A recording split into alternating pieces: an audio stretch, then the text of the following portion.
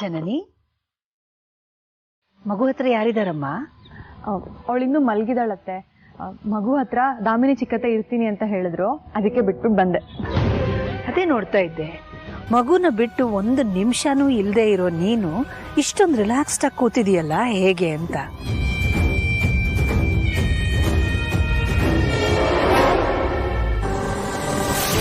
ಆದ್ರೂ ನೀನ್ ಈ ತರ ಆರಾಮಾಗಿ ರಿಲ್ಯಾಕ್ಸ್ಡ್ ಆಗಿ ಕೂತಿರೋದನ್ನ ನೋಡೋದೇ ಒಂದ್ ಚಂದನಮ್ಮ. ನನ್ನ ಮಗಳಿಗೆ ಹೆಸರಿಡೋ ದಿನ ಹತ್ರ ಬರ್ತಿದ್ಯಲ್ಲ, ಅದಕ್ಕೆ ಖುಷಿ ಎಕ್ಸೈಟ್ಮೆಂಟ್ ಅಲ್ಲಿ ಫುಲ್ ರಿಲ್ಯಾಕ್ಸ್ ಅಲ್ಲಿ ಇದ್ದೀನಿ.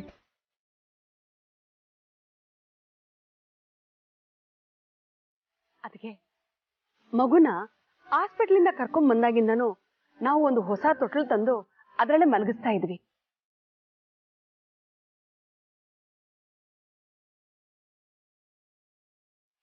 ಆದ್ರೆ ನಮ್ ಸಂಪ್ರದಾಯದ ಪ್ರಕಾರ ಮಗು ನಾಮಕರಣದ ದಿನ ಮಗುನ ತವ್ರ ಮನೆಯಿಂದ ತರೋ ತೊಟ್ಲಲ್ಲೇ ಮಲಗಿಸೋದು.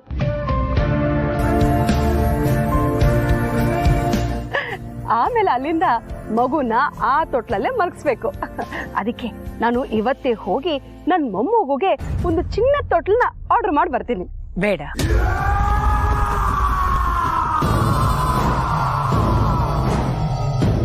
ಯಾಕಕ್ಕೆ?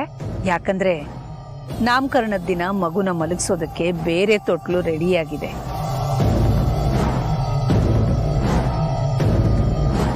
ಅದು ಜನನಿ ತವ್ರ ಮನೆಯಿಂದನೇ ತರ್ತಿರೋದು.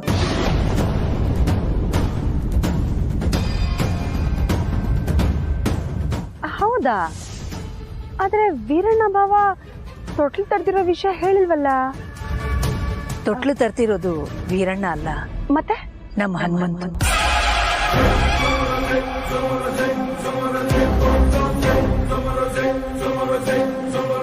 ಹನುಮಂತನ? ಹೌದು, ನಮ್ಮ ಹನುಮಂತನೇ. ಅವನ ಮಗಳು ಪಾರ್ವತಿ ಬೆಳೆದ ತೊಟ್ಲನ್ನೇ ನಮ್ಮ ಜನನಿ ಮಗುಗೆ ಪ್ರೆಸೆಂಟ್ ಮಾಡ್ತಿದ್ದಾನೆ.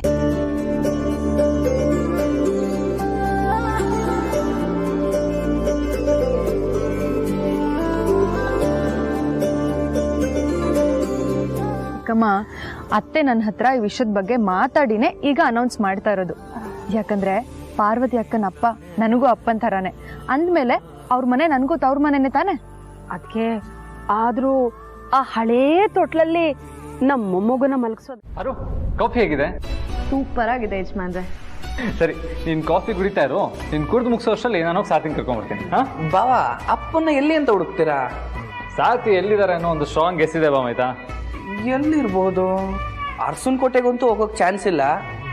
ಅಪ್ಪ ಡ್ಯೂಟಿಗೆ ಹೋಗ್ಬೇಕಾದ್ರೆ ಎಷ್ಟೇ ಅರ್ಜೆಂಟ್ ಇದ್ರು ಯೂನಿಫಾರ್ಮ್ ಹಾಕೊಂಡೇ ಹೋಗೋದು.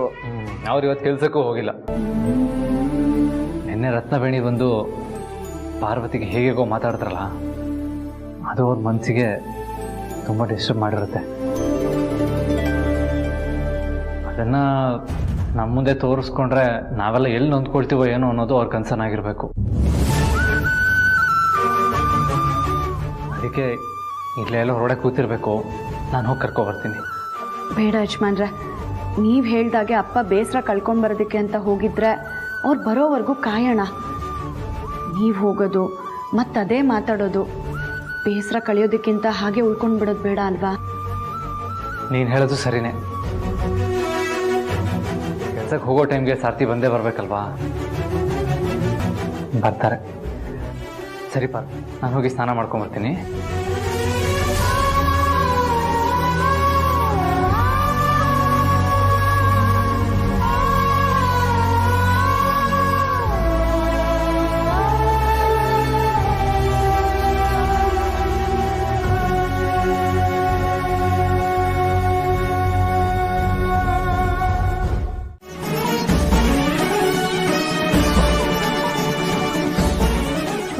ಪಾರು, ರಮೇಶ್ ನಂಗೆ ಕಾಲ್ ಬಂತು.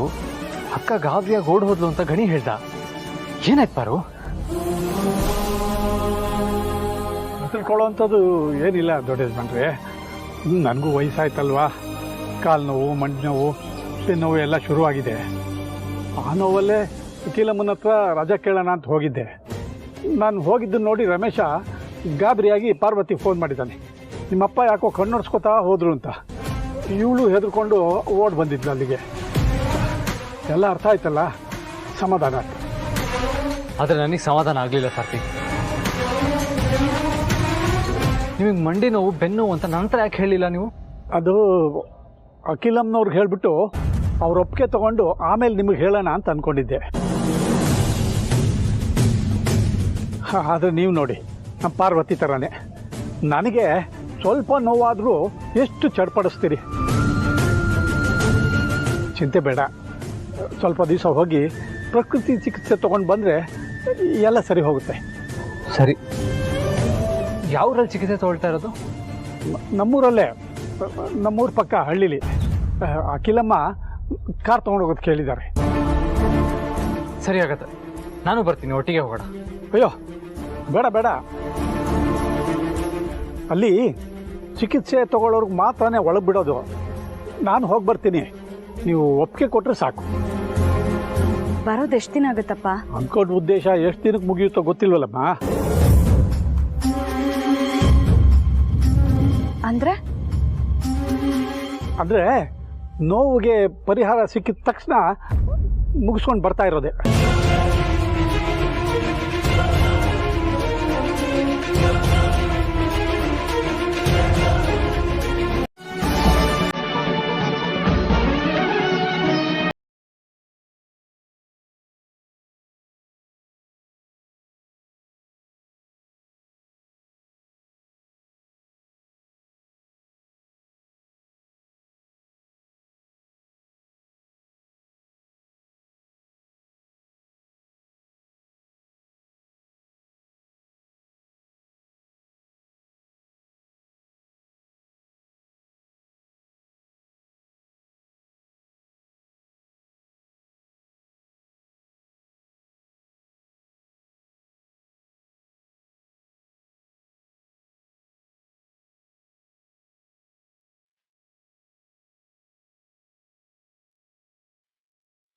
ನನ್ನನ್ನು ಕ್ಷಮಿಸ್ಬಿಡು ಕಂದ.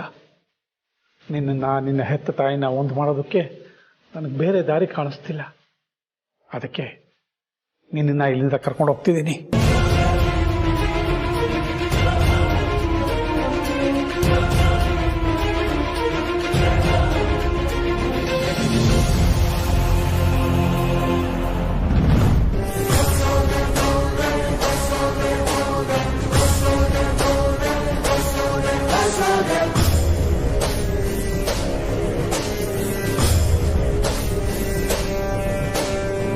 ಹಾಳಾದ ಮರವು ಟವಲ್ ತಗೊಂಡೋಗೋದೇ ಮರ್ತೋಯ್ತು.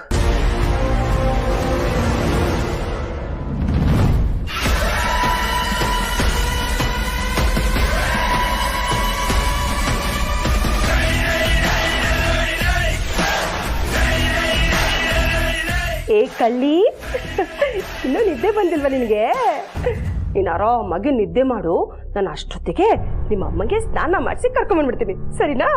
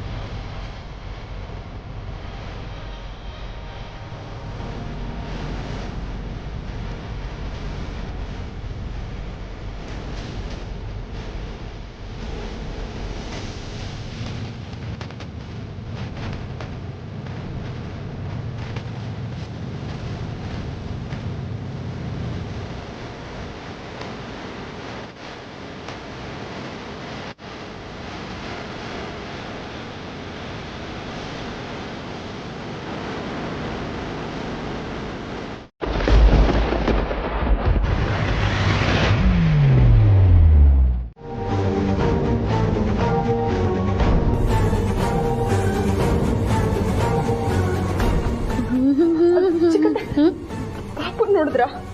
ನೋಡಿದ್ನಲ್ಲ. ಹೌದಾ? ಎಲ್ಲಿ? ನಿಮ್ ಚಿಕ್ಕಮ್ಮನ ಕೈಲಿ 1 ಗಂಟೆ ಹಿಂದೆ. ಅಯ್ಯೋ ಚಿಕ್ಕತ್ತೆ, ಅವಾಗಲ್ಲ, ಒಂದ್ 5-10 ನಿಮಿಷದ ಮುಂಚೆ ಮಗುನ ನೋಡಿದ್ರ? ಇಲ್ವಲ್ಲಮ್ಮ ಜನನಿ. ಯಾಕಮ್ಮ, ಏನಾಯ್ತು? ರೂಮಲ್ಲಿ ಮಲಗಿಸಿದ ಮಗು ಕಾಣಿಸ್ತಿಲ್ಲ ಚಿಕ್ಕತ್ತೆ.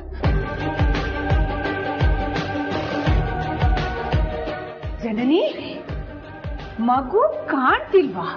ಏನಮ್ಮ ಮಗು ಕಾಣಿಸ್ತಿಲ್ಲ ಅಂದ್ರೆ ಏನರ್ಥ? ಅದೇ ನನಗೂ ಗೊತ್ತಾಗ್ತಿಲ್ಲ ಮಾವ. ಮಗು ಮಲಗಿತ್ತು, ಎದ್ದೇಳೋದ್ರೊಳಗೆ ಸ್ನಾನ ಮಾಡ್ಕೊಂಡು ಬರೋಣ ಅಂತ ಹೋಗಿದ್ದೆ. ಸ್ನಾನ ಮಾಡ್ಕೊಂಡು ಬಂದ್ ನೋಡಿದ್ರೆ ಮಗುನೇ ಕಾಣಿಸ್ತಿಲ್ಲ. ಮನೆಯವ್ರು ಎಲ್ರು ನೀವ್ ಇಲ್ಲೇ ಇದ್ದೀರಾ, ನಿಮ್ ಯಾರ ಕೈಲೂ ಮಗು ಇಲ್ಲ ಅಂದ್ರೆ ನನ್ ಮಗು ಎಲ್ಲೋಯ್ತು? ನನಗ್ ಗೊತ್ತು ಮಗು ಎಲ್ಲಿದೆ ಅಂತ.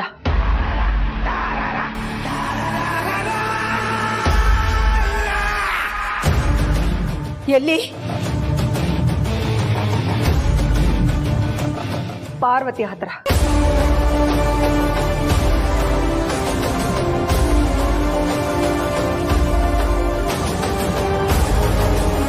ಪಾರ್ವತಿ ಇತ್ತೀಚೆಗೆ ಮಗುನ ಎಷ್ಟೊಂದು ಹಚ್ಕೊಂಡ್ಬಿಟ್ಟಿದ್ದಾಳೆ ಅಂತ ನಿಮ್ಮೆಲ್ರಿಗೂ ಗೊತ್ತು. ಅದು ಅಲ್ಲದೆ ಬೇರೆ ಮನೆ ಮಾಡೋ ವಿಷಯ ಆದ್ಮೇಲೆ ಅವಳು ಇಲ್ಲಿಗೆ ಬರೋದು ಕಡಿಮೆ ಮಾಡೋದು, ಮಗುನ ನೋಡೋದು ಕಡಿಮೆ ಮಾಡೋದು. ಈಗ ಅವಳ ಮನ್ಸು ತಡಿಲಾರ್ದೆ ಮಗುನ ಅವಳೇ ಎತ್ಕೊಂಡು ಹೋಗಿದ್ದಾರೆ. ರತ್ನವೇಣಿ, ಪಾರ್ವತಿ ಈ ಮನೆ ಹಿರಿ ಸೊಸೆ. ನೀವು ಅವಳ ಬಗ್ಗೆ ಹೀಗೆಲ್ಲ ಮಾತಾಡಕ್ ಮುಂಚೆ 10 ಸಲ ಯೋಚನೆ ಮಾಡೋದಕ್ಕೂ. ಅಯ್ಯೋ ರಘು ಅಣ್ಣ, ನಾನೇನ್ ಪಾರ್ವತಿ ಮಗುನ ಕತ್ಕೊಂಡು ಹೋಗಿದ್ದಾಳೆ ಅಂತ ಹೇಳ್ತಿದ್ದೀನಾ? ಏನು ಆಗಿರಲ್ಲಮ್ಮ, ನಾವು ಹುಡುಕ್ಸೋಣ, ನೀ ಸಮಾಧಾನ ಮಾಡ್ಕೊ. ಜನನಿ, ಮಗು ಕಾಣ್ತಿಲ್ಲ ಅಂತ ಸಾವಿತ್ರಕ್ಕ ಹೇಳಿದ್ರು ನಿಜನಾ? ಹೌದಕ್ಕ, ಮಗು ಕಾಣ್ತಿಲ್ಲ. ಮಗು ಕಾಣ್ತಿಲ್ಲ ಅಂದ್ರೆ ಏನರ್ಥ? ಆ ಮಗುಗಿನ್ನ ಅಂಬೆಗಳು ಕೂಡ ಇಡೋದಕ್ ಬರಲ್ಲ. ಹೀಗಿರ್ಬೇಕಾದ್ರೆ ಹೊಸದಾಡ್ಕೊಂಡು ಹೇಗ್ ಹೊರಗಡೆ ಹೋಗುತ್ತೆ?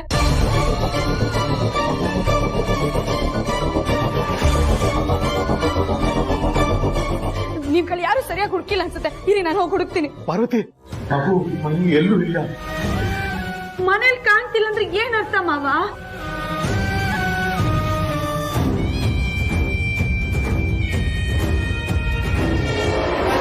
ನೀವ್ಗಳು ಯಾರು ಸರಿಯಾಗಿ ಹುಡುಕಿಲ್ಲ ಅಂತ.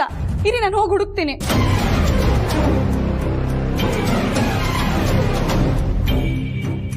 ಇಲ್ಲಮ್ಮ, ಇಡೀ ಮನೆ ಹುಡುಕಿದೀವಿ.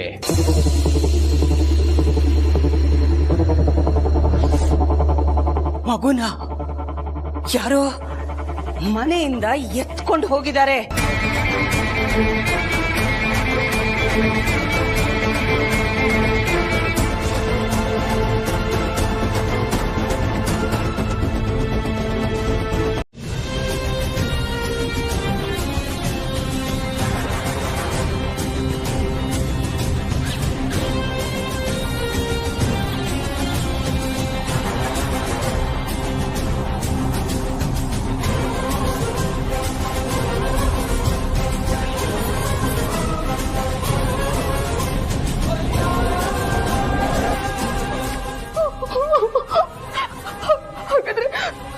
ಹಾಗಾದ್ರೆ ಅನುಷ್ಕಾ ನನ್ ಮಗುನ್ ಕೂಡ. ಜನನಿ, ಏನು ಆಗಿರಲ್ಲ. ಜನನಿ, ಏನು ಆಗಿರಲ್ಲ.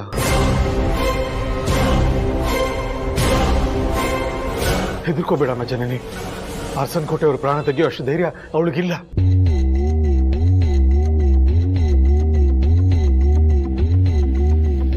ನನ್ನನ್ನು ಕಿಡ್ನಾಪ್ ಮಾಡಿದಾಗ ನನ್ನ ಪ್ರಾಣ ತೆಗಿಬೋದಿತ್ತಲ್ವಾ, ಆದ್ರೆ ಅವಳು ಹಾಗೆ ಮಾಡಿಲ್ಲ.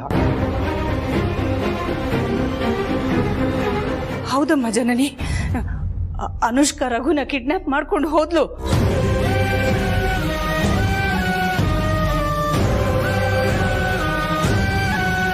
ನಮ್ಮನ್ನೆಲ್ಲ ಹೆದರ್ಸಿ ಬೆದರ್ಸಿ ಅವ್ರಿಗೆ ಟಾರ್ಚರ್ ಕೊಟ್ಲು.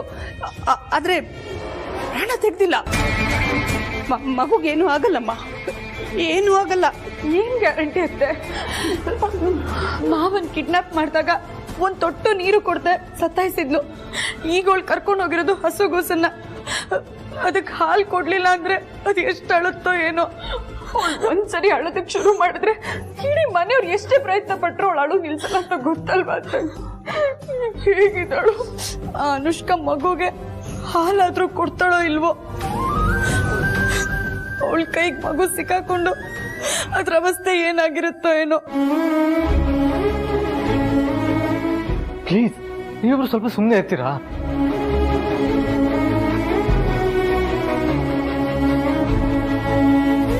ನೀವು ಈ ತರ ಹೆದರ್ಕೊಳ್ತಾ ಇರೋದು ನೋಡ್ತಾ ಇದ್ರೆ ಟೆನ್ಷನ್ ಅಲ್ಲಿ ನಮ್ಗೆ ಕೈ ಕಾಲು ಆಡ್ತಾ ಇಲ್ಲ. ಸದ್ಯಕ್ಕೆ ಮಗು ಕಳೆದು ಹೋಗಿದೆ, ಅದನ್ನ ಹೇಗೆ ಹುಡ್ಕೋದು ಅನ್ನೋದ್ರ ಬಗ್ಗೆ ಯೋಚನೆ ಮಾಡೋಣ.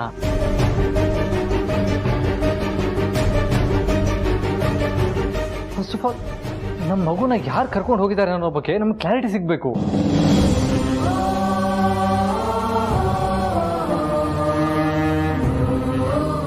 ಹೇಳದ್ನಲ್ಲಪ್ಪ ಅದೇ ಅನುಷ್ಕಂದೆ ಅವಳದ್ದೇ ಈ ಕೆಲಸ.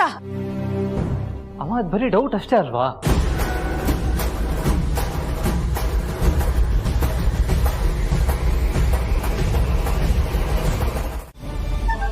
ಅಳ್ಬೇಡ ಕಂದ, ಅಳ್ಬೇಡ ಕಣೋ. ಅಯ್ಯೋ ಶಿವಾಗಿದೆಯೋ ಏನೋ. ಹಾಲು ಕುಡಿತೀಯಾ?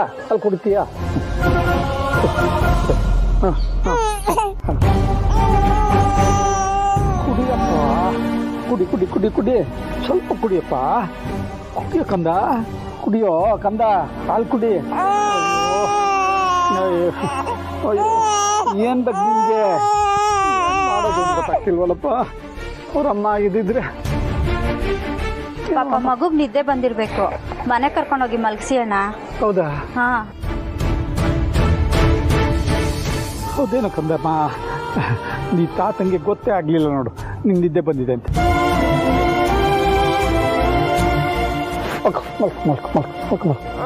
ಬಿಡಕಂದಮ್ಮ.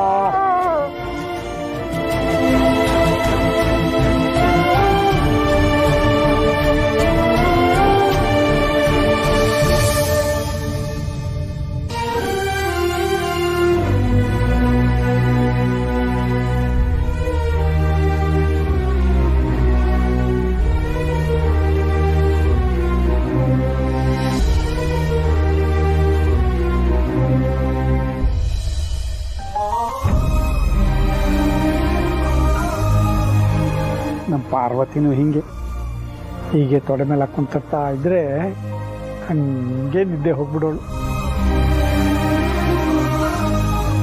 ಪಾರ್ವತಿಗೆ ಇಷ್ಟೊತ್ತಿಗಾಗಲೇ ಮಗು ಕಳೆದಿರೋ ವಿಷಯ ಗೊತ್ತಾಗಿರುತ್ತೆ. ಎಷ್ಟು ನೊಂದ್ಕೊಂಡಿರ್ತಾಳು.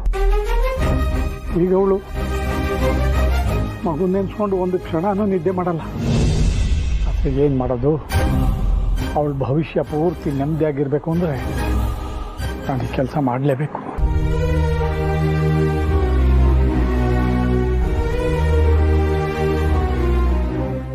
ಮನೆಯಿಂದ ಹೊರಡ್ಬೇಕಾದ್ರೆ ಬೆನ್ನು ನೋವು, ಮಂಡಿ ನೋವು ಅಂತ ಹೇಳ್ಬಿಟ್ಟು ಬಂದೆ.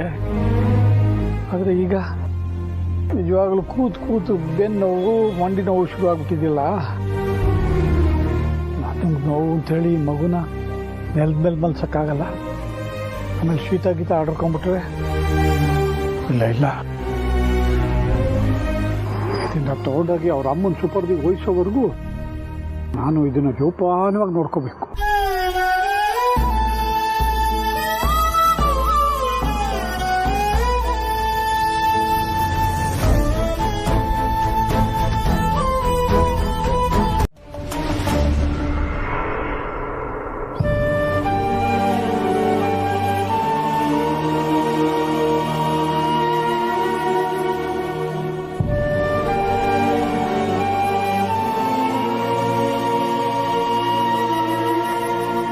ಅನುಷ್ಕಾ ಮನೆಗೆ ಹೋಗಿದ್ವಿ, ಬೀಗ ಹಾಕಿತ್ತು. ನನ್ನನ್ನು ಕಿಡ್ನಾಪ್ ಮಾಡಿದಾಗ ನನ್ನ ಬಾಯಿ ಕಟ್ಟಿ ಕೂಡ ಹಾಕಿದ್ಲು. ಅವಳು ಮಾತ್ರ ಆರಾಮಾಗಿ ಹೋಗಿ ಬಂದು ಮಾಡ್ತಿದ್ಲು. ಈಗಲೂ ಅದೇ ಥರ ಮಾಡಿದ್ರೆ? ಅದೇ ಯೋಚನೆಯಲ್ಲಿ ಕಳ್ದಾರಲ್ಲಿ ಮನೆ ಒಳಗೆ ನುಗ್ಗಿದ್ವಿ ಅಪ್ಪ. ಆದರೆ ಮನೆಯೊಳಗೆ ಫುಲ್ ಖಾಲಿನೇ ಇತ್ತು. ಲಾಸ್ಟ್ ಟೈಮ್ ನಾನು ಅವಳನ್ನ ಅದೇ ಮನೆ ಹತ್ರ ಹಿಡಿದು ಹಾಕಿದ್ದೆ. ಇನ್ನೇನು ಸಿಕ್ಕಾಕೊಂಡ್ಲು ಅನ್ನೋಷ್ಟೊತ್ತಿಗೆ ಜಸ್ಟ್ ಮಿಸ್ ಆಗಿದ್ಲು. ಒಂದ್ಸಲ ಅವಳು ಮತ್ತೆ ಅದೇ ಮನೆ ಹತ್ರ ಹೋಗಲ್ಲ ಅಂತ ಅಂದ್ಕೊಂಡೆ. ಆದರೆ ನಾನು ಯೋಚನೆ ಮಾಡಿದ ಥರನೇ ಅವಳು ಯೋಚನೆ ಮಾಡಿ ಎಲ್ಲಾದರೂ ಮತ್ತೆ ಮಗುನ ಅದೇ ಮನೆ ಹತ್ರ ತೊಗೊಂಡು ಹೋಗಿರ್ಬೋದು ಅಂತ ಅಲ್ಲಿ ಹೋಗಿ ನೋಡಿದ್ವಿ. ಆದರೆ ಏನು ಪ್ರಯೋಜನ ಆಗಲಿಲ್ಲ.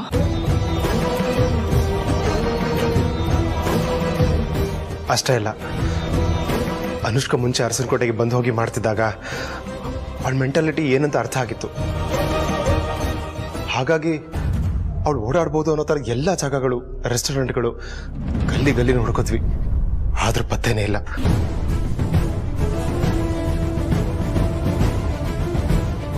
ಆ ಅನುಷ್ಕಾ ನನ್ನನ್ನು ಕಿಡ್ನಾಪ್ ಮಾಡಿದ್ಲು, ಸಹಿಸ್ಕೊಂಡೆ. ಆದ್ರೆ ನಮ್ಮ ಮೊಮ್ಮಗನ್ನ ಕರ್ಕೊಂಡು ಹೋಗಿದ್ದಾಳೆ, ಇದನ್ನ ಮಾತ್ರ ಸಹಿಸ್ಕೊಳಲ್ಲ. ಅನುಷ್ಕಾ ನನ್ನ ಮೊಮ್ಮಗನ ಮುಟ್ಟಿ ತುಂಬಾ ದೊಡ್ಡ ತಪ್ಪು ಮಾಡ್ಬಿಟ್ಲು.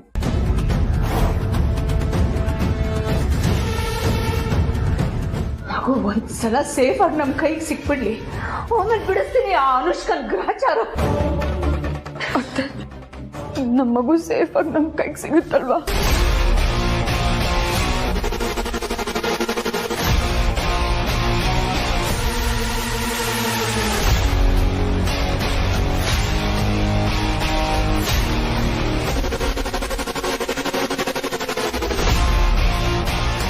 ಅಮ್ಮೋರೆ,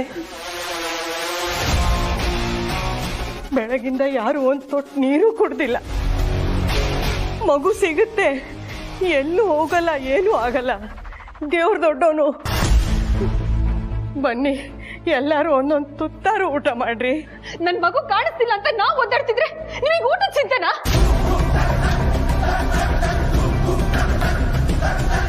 ಜನನಿ,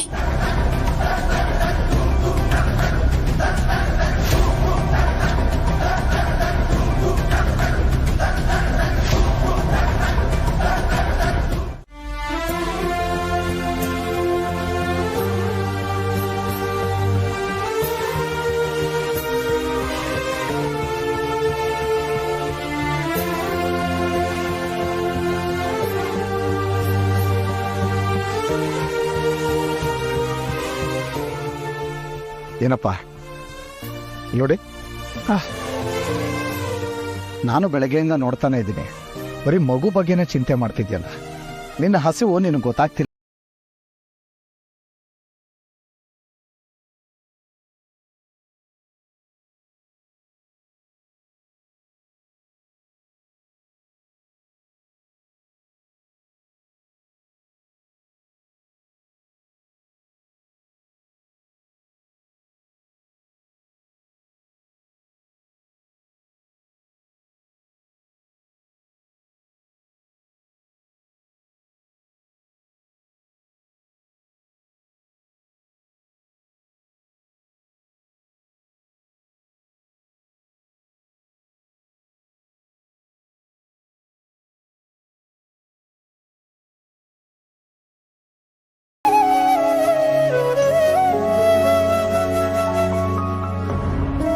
ಈ ಮಗುವಿಗೆ ಇಷ್ಟೊಂದು ಪ್ರೀತಿ ತೋರಿಸ್ತಾ ಇದ್ದೀರ.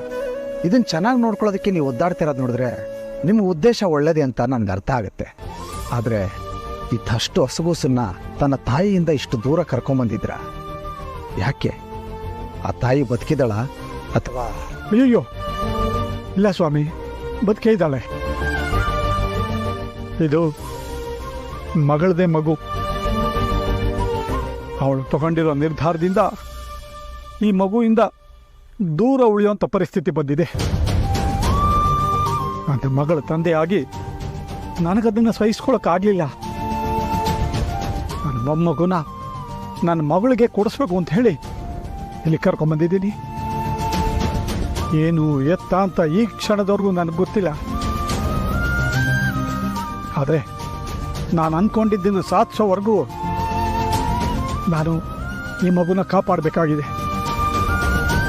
ಅದಕ್ಕೆ ಈ ದೇವರ ಸನ್ನಿಧಿಗಿಂತ ಸುರಕ್ಷಿತವಾದ ಜಾಗ ಇನ್ನೊಂದಿಲ್ಲ ಅಂತ ಇಲ್ಲಿ ಕರ್ಕೊಂಬಂದಿದ್ದೀನಿ. ನನ್ನ ಕಷ್ಟಕ್ಕೊಂದು ಪರಿಹಾರ ಸಿಗೋವರೆಗೂ ನನ್ನ ಮಗು ಜೊತೆ ಇಲ್ಲೇ ದೇವಸ್ಥಾನದಲ್ಲಿ ಇರಬಹುದಾ? ಆದರೆ ಈ ರೀತಿ ಬೇಡ. ತುಂಬ ಎಳೆ ಮಗು, ಮಳೆ ಚಳಿ ಗಾಳಿ ಆರೋಗ್ಯದ ದೃಷ್ಟಿಯಿಂದ ಒಳ್ಳೆಯದಲ್ಲ. ನಿಮಗೂ ಕೂಡ ದೇವಸ್ಥಾನದ ಹಿಂದೆ ನಮ್ಮ ದೇವಸ್ಥಾನದ್ದೇ ಒಂದು ಕೊಠಡಿ ಇದೆ, ನೀವು ಅಲ್ಲಿ ಉಳ್ಕೋಬೋದು.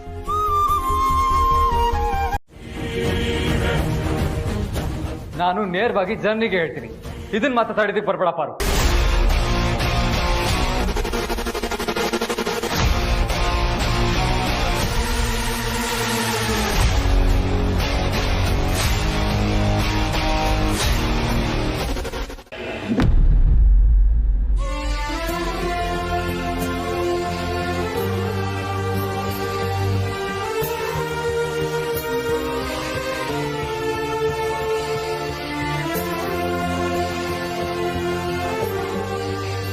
ಯಾಕೋ ಯಾಕೋ ಕಂದ ಅಯ್ಯೋ ಇಷ್ಟೊಂದು ಅಳಿಸಿದೆಯಲ್ಲ ಈಚೆ ಮಾಡ್ಕೊಂತ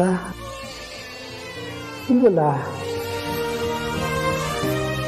ಮತ್ತೆ ಯಾಕೆ ಕಳ್ತಿದ್ಯಮ್ಮ ಹಾಂ ಆಗ್ತಿದೀಯಾ ಮನೆಯಿಂದ ಬಿದ್ದ ಹಾಲೆಲ್ಲ ಸಂತೋಷಕ್ಕೆ ಒಂದೇ ಸರ್ತಿ ಕುಡಿಸ್ಬಿಟ್ನಲ್ಲ ಈಗೇನು ಮಾಡೋದು ಆಗ್ತಿದೆಯಾ ಏನೋ ಇನ್ನು ಏನು ಮಾಡೋದೀಗ ಆಗಲೇ ಮಧ್ಯರಾತ್ರಿ ನಿಂತು ಕಾಣುತ್ತೆ ಅವ್ರ ಚಿಕ್ಕರಿಗಾದರೂ ಹೇಳ್ಬಿಟ್ಟು ಮಗು ಅವ್ರ ಹತ್ರ ಬಿಟ್ಬಿಟ್ಟು ಮುಂಚೆನೇ ಹಾಲು ತಂದಿಟ್ಕೋಬೇಕಾಗಿತ್ತು ಯಾಕೆ ಮಾಡಲೇಬೇಕಲ್ಲ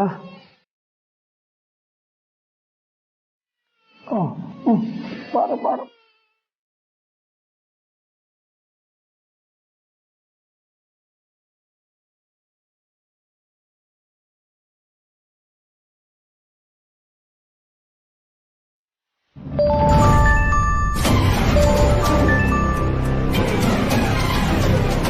ಹಲೋ ಭಾವ, ಮಗು ಬಗ್ಗೆ ಏನಾದರೂ ಗೊತ್ತಾಯ್ತಾ? ಮಗು ನಮ್ಮನೇಲೇ ಇದೆ.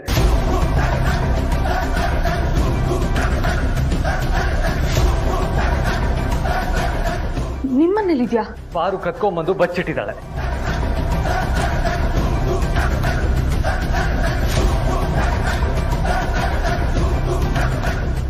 ಭಾವ ಏನ್ ಹೇಳ್ತಿದ್ದೀರಾ ನೀವು? ಹಾಗಂತ ನಿನ್ ಚಿಕ್ಕಮ್ಮ ಅನ್ಕೊಂಡಿದ್ದಾರೆ. ಅದಕ್ಕೆ ನಮ್ಮ ಮನೆಗೆ ಬಂದು ಸರ್ಚ್ ಮಾಡ್ತಾ ಇದ್ದಾರೆ.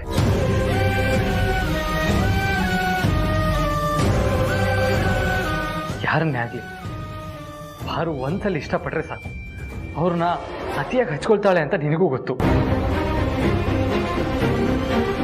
ಹಾಗೆ ನಿನ್ ಮಗುನು ಹಚ್ಕೊಂಡಿರ್ಬೋದು.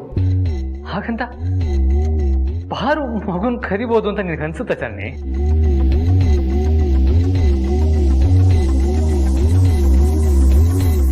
ಫೋನ್ನ ಲೌಡ್ ಸ್ಪೀಕರಿಗೆ ಹಾಕಿ ಭಾವ.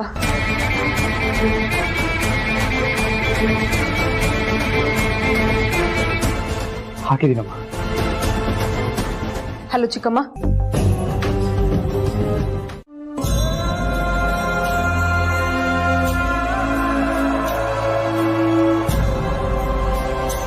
ಇದು ಗಾಳಿ ಜೋರು ಬೀಸ್ತಿದೆ.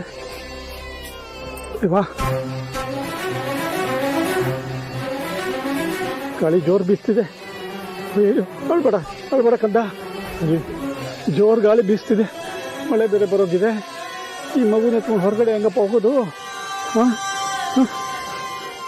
ಮಳೆ ಬಂದ್ಬಿಟ್ರೆ ಏನು ಮಾಡೋದು?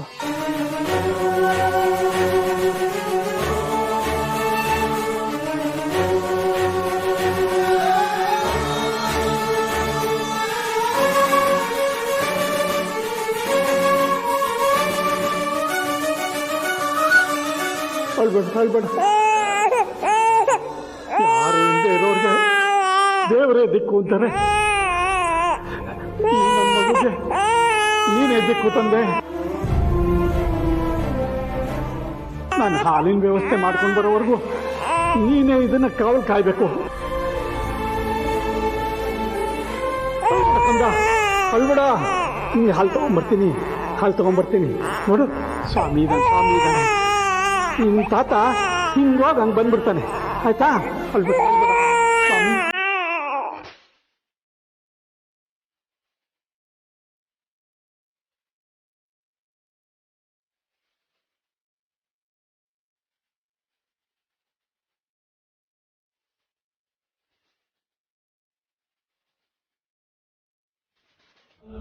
ಕರುಣೆ ಅನ್ನೋದೇ ಇಲ್ವಾ ನಿನಗೆ? ನಿನ್ನನ್ನು ನಾವು ಕರುಣಾಕರ ಅಂತ ಮೆರೆಸ್ತೀವಿ. ಅಲ್ಲ, ಕರುಣಾಕರ ಅಲ್ಲ, ನೀನು ಕಲ್ಲು. ಹೃದಯನೇ ಇಲ್ಲದೆ ಇರೋ ಕಲ್ಲು. ಒಂದು ಸಾರ್ತಿ ಮನುಷ್ಯನಾಗಿ ಹುಟ್ಟಿ ಭೂಮಿಗೆ ಬಾರಯ್ಯ. ಆಗ ಗೊತ್ತಾಗುತ್ತೆ ನಿನಗೆ ಮನುಷ್ಯರ ಕಷ್ಟ ಏನು ಅಂತ. ಜಗತ್ತನ್ನೇ ಅರಿಯಲಾರ್ದ ಕಂದ, ಹಸು ಕಂದ ಅದು. ಹಸು ತಾಳಲಾರದೆ ಕಣ್ಣೀರಾಗ್ತಾ ಇದೆ. ಕೋಪದಲ್ಲಿ ಏನು ಅಂದೆ, ನಾನು ತಪ್ಪನ್ನ ಕ್ಷಮಿಸ್ಬಿಡೋ ತಂದೆ. ದಯವಿಟ್ಟು ಕರುಣೆ ತೋರಿಸೋ ಸ್ವಾಮಿ.